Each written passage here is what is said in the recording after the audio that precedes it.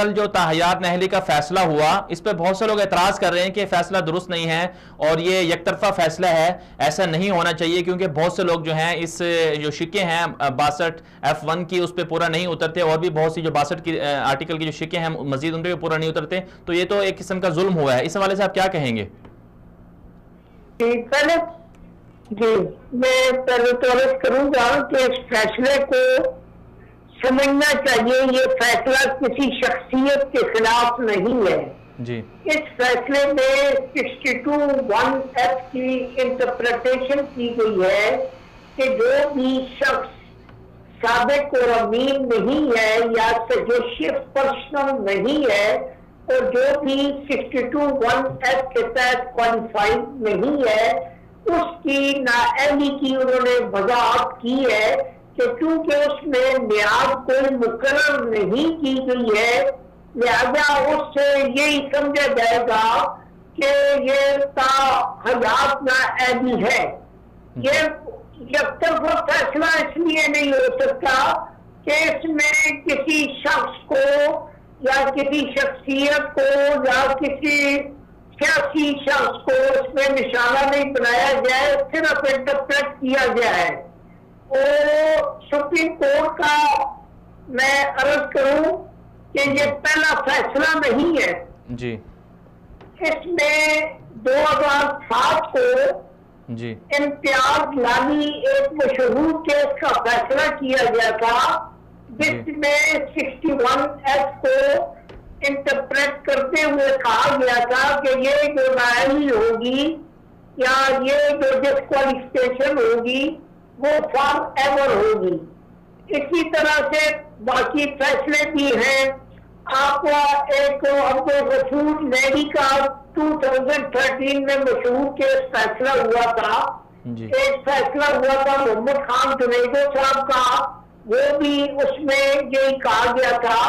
اور 2013 میں ایک اللہ دیو ایک اور کیس تھا۔ تو اس میں سمجھتا ہوں کہ اس پر جو تنقید کی جا رہی ہے وہ بے سود ہے۔ جی تو کیا کیا سر یہ دوبارہ سے کچھ ایک فیصلے میں یہ بھی تو ایک راستہ دیا گیا ہے نا کہ اگر عدالت کا فیصلہ چینج ہو جائے تو پھر اہل ہو سکتے ہیں، تو کیا آپ سمجھتے ہیں کہ عدالت اپنے فیصلے کو چینج کر سکتی ہے؟ نہیں، فیصلہ تو جب تک یہ ڈکلریشن یا یہ فیصلہ موجود ہے نااہلی اپنی جگہ پر قائم رہے گی۔ اب اس میں سیاستدانوں کا ایک بہت بڑا جو آپ غلطی کہتے ہیں یا سیاسی بلندر کہہ لیں کہ جب 18ویں ترمیم ہوئی تھی اس وقت کچھ جماعتوں نے مرزا ربانی صاحب جو کہ 18ویں ترمیم کے جائزے لے رہے تھے، تو کچھ جماعتوں نے اس وقت یہ معرض کیا تھا کہ 62(1)F کو یا 63 کو کرتے ہیں یا اس میں ترمیم کرتے ہیں۔ اس وقت جو ہے نون لیگ کی جماعت نے اس کی سب سے بڑی مخالفت کی تھی، لہذا اب اس قانون کو تو پارلیمنٹ بھی تبدیل کر سکتی ہے جب تک یہ فیصلہ انفیلڈ رہے گا، جب تک یہ ڈکلیریشن رہے گا اس وقت تک یہ نااہلی تصور ہوگی۔ تو آپ کیا سمجھتے ہیں کہ اس فیصلے میں ترمیم ہو سکتی ہے یا ہونی چاہیے؟ کیونکہ آرٹیکل جو 2A ہے قرارداد مقاصد حاکمیت اعلیٰ اللہ تعالیٰ کی ہے، اگر اس کو دیکھا جائے اور ان کے جو شکیں ہیں جو اسلامی دفعات ہیں 62F1 کی اور اسی طرح جو اوپر والی شکیں ہیں، اگر ان کو دیکھا جائے تو سمجھ میں تو یہ آتا ہے کہ یہ بالکل دونوں چیزیں جڑی ہوئی ہیں، ان کو تبدیل نہیں ہونا چاہیے۔ تو آپ کیا سمجھتے ہیں اگر ترمیم ہوتی ہے تو یہ سراسر قانون کی اور آئین کی خلاف ورزی نہیں ہوگی؟ ترمیم تو اس وقت ہوگی جب کہ 2/3 میجارٹی ہوگی اور جب تمام سیاسی جماعتیں اس پر کریں گی۔ یہ آپ نے بالکل درست فرمایا، اس کا پس منظر خالص اسلامی ہے۔ اسلامی قیادت کا تصور یہ ہے کہ جو بھی پارٹی کی یا جو بھی کسی کی قیادت کرے اس شخص کو ایک رول ماڈل ہونا چاہیے اور اسلامی تصورات کے مطابق اسے سچا ہونا چاہیے، اسے صادق ہونا چاہیے، اسے امین ہونا چاہیے۔ یہ جیسے کہ آپ نے کہا ہے کہ اللہ کی طرف سے اللہ کی حکمیت ہے، اور جو 14 پریزیڈنٹ تھے ان کو یہ اختیار آئین میں دیا گیا ہے کہ وہ اس ٹرسٹ کو استعمال کریں. تو لہذا قرارداد مقاصد کیونکہ اب سبسٹینٹو پارٹ ہے آئین کا، تو اس کو اور ان کو اگر ملا کر پڑھا جائے تو یہ بالکل درست بات ہے کہ اس میں کسی قسم کی ترمیم جو ہے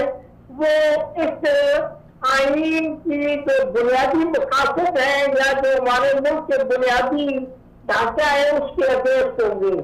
ایک اور اعتراض یہ کیا جاتا ہے کہ بہت سے پارلیمنٹ کے اراکین وہ بھی تو ان شکوں پر پورا نہیں اترتے، تو ان کو کیوں نہیں نااہل کیا جاتا؟ کیا وجہ ہے کہ کیا ان کے ایسے جو اراکین ہیں کیا ان کے خلاف کیسز دائر نہیں ہوتے یا واقعی وہ پورا نہیں اترتے ان شکوں پر؟